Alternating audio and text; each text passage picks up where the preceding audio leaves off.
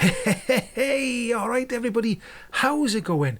Now, another day, another anti-EV story. Can you believe it? Another anti-EV story. They come in thick and fast, don't they, these anti-EV stories? Now, this anti-EV story is from I think the guy is called the Scottish... I can't remember what his name is. The Scottish Car Clan? I'll put it by you on the screen. I think it's the Scottish Car Clan. I think that's what it's called. I might be wrong. So if that says different on the screen, that's what it is.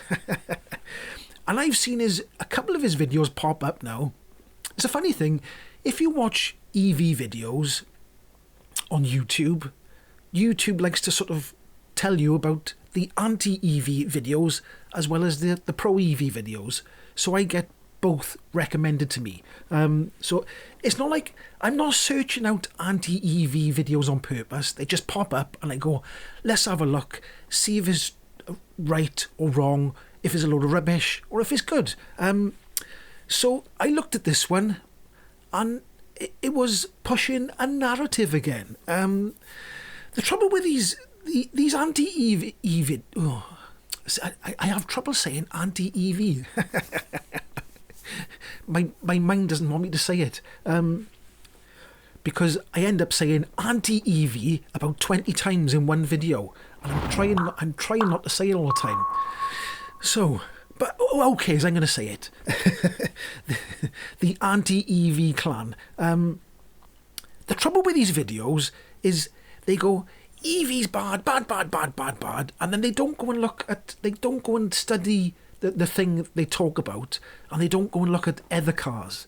It's all directed towards electric cars, is very biased and towards the negative side. Okay, so they don't paint the full picture. The picture's half painted, right? So the narrative is wrong in my head anyway, right? Okay.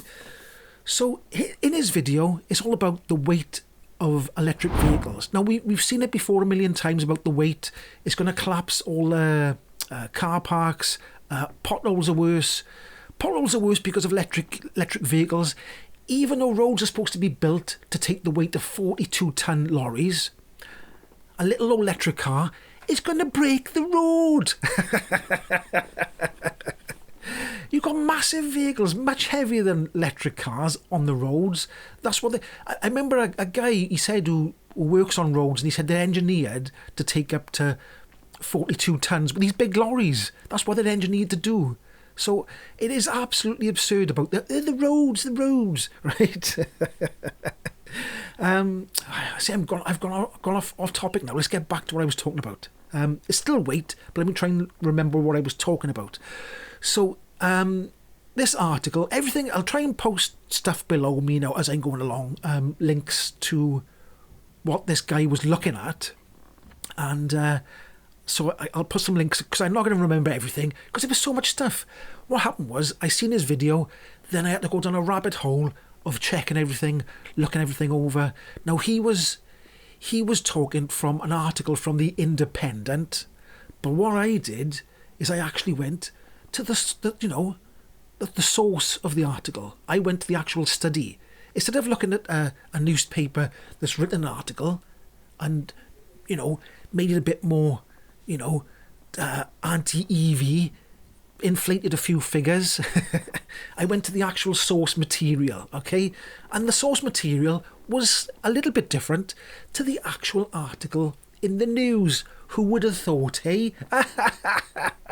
Right, so in the article from The Independent that he was looking at, instead of going to the actual source, right,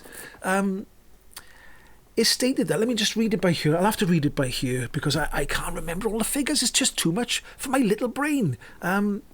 So the article said in The Independent that the vehicle, we're talking about a Rivian R1T, okay?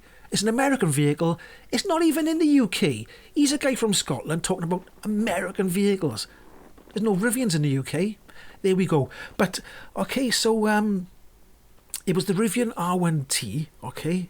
And in the Independent article, it said the vehicle almost weighed 4 tons. It didn't say the actual weight. It inflated. Even though the electric car's heavy, the article made it even heavier by saying it's almost 4 tons. So I went and looked it up, right? I went and looked it up. And the gross weight now, although I should say the gross weight is 3,870 kilograms. Now wait. The gross weight means, right, that it's got driver and the cargo, full cargo capacity, and passengers, right? So that's passengers and a full cargo load. That's 3,870 kilograms. But the independent article made it 4 tons. What a bunch of right, okay, I'll have to beep that out now.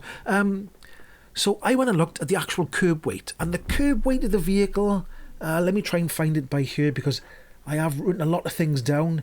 The curb weight of the R1T is 3,152 kilograms. Quite a long way away from the almost 4 tons they said in the article. Now, I went and looked at the actual source material, and the Rivian, there's a video with the, if you go look at the source material, there's a video, and what they're talking about is the metal barriers. The Rivian went through the metal barrier. This vehicle ran into the end of this guardrail. It came up through their engine compartment, through the inside of the car, and then came out the back window. But there was a concrete barrier behind, and a concrete barrier slowed it right down. But it did go through the metal barrier. So I'm not denying it went through the metal barrier, okay?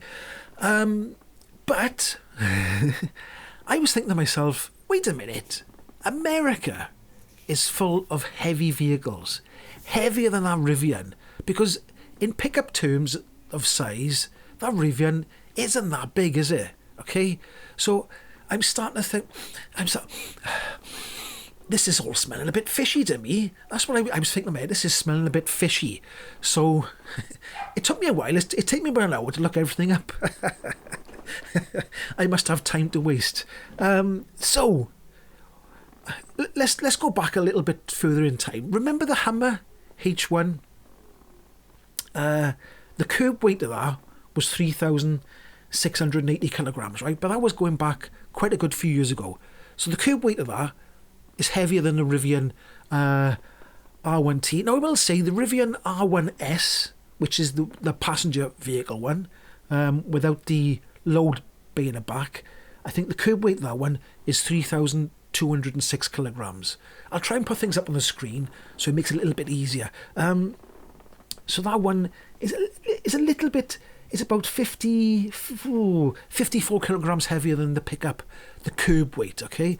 And I suppose the R1T would be heavier gross because it's got a load bay. You can't put a lot in the load bay. It's not a massive load bay. Now, this is where it all gets really interesting. Or interesting, I suppose. This is where it sort of turns it on its head and the weight of electric vehicles sort of goes out the window. Because this is the interesting bit, right? First of all, I'm going to put up something on the screen, right, so you can view. And it'll show you, it didn't take me long to find extremely heavy American pickup trucks, okay? Much heavier than the Rivian. Much heavier, right? And they can have higher payloads. So the actual gross weight is huge. It's absolutely huge. But I got one written down by here as well. So you should have seen that up on screen now. And you can see for yourself at the bottom the actual gross weights of the vehicles, which is much, much more than an electric vehicle, okay? So, can you smell it? Can you smell the bullshit?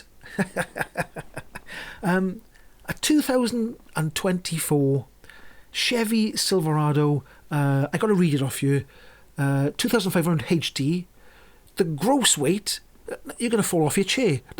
Strap yourselves down. Well, you've probably seen on the bit I've shown, but strap yourselves down now, folks. The gross weight for that vehicle, when it's loaded and people in it and blah, blah, blah, right, is £10,450 or 4,740 kilograms. So, why is he making a video, right? Why is this guy making a video about the heavy Rivian when there's much, much heavier pickups in America? Why? Why? Because it's an anti-EV narrative. And what does anti-EV narratives get? Views, clicks, subscribers. Now, if he had made the video and said what I'm saying by here, I would have been absolutely fine with it. But he didn't. He just made a quick video. They're heavy, they're a load of crap, and run away. And that's the kind of things that really get on my nerves. It pissed... Ooh. Now, no doubt, I'm going to get the anti-EV clan in the comment section saying stuff. They're going to say stuff. They're going to go, yeah, but if it's a crash, this, that, and the other. They are going to, okay? But I've just proved by looking up some facts, actual facts, and not being biased, okay, right, that there are heavier vehicles. Now, I know that you're going to say that the Cybertruck, that's heavy as well, but look at the weight of these vehicles. Why isn't that... Why are you mentioning one and not mentioning the other? If electric vehicles are heavier, why not mention vehicles that are even heavier and more dangerous? Why? Because it's an anti-EV narrative. What do you think? Leave a comment below, because the comments push the video and it goes out further. So, you know, any comment, what you think on the subject, good or bad. Now, I'm not saying... I got to put a little caveat in this bit by here. I'm not saying heavy vehicles are good, okay? So I'll end the vehicle by saying that I think vehicles should be lighter. All vehicles, okay? All vehicles should be lighter. Heavy vehicles are dangerous. It's just the nature of things, isn't it? Big 42-ton lorries will crush a car to bits, okay? So heavy vehicles, they are dangerous. They are. I can't deny that. So I'm not saying electric vehicles which are heavy are good, and I'm also not saying that these big huge pickup trucks, they're not good either. They're too heavy. They are too heavy. But sometimes people use these vehicles for work or other things, so they are needed. So anyway, God, it's puffed me out, that have. So leave a comment below. Tell me what you think. Subscribe, like, and I'll catch you in the next one. Ho-hoi!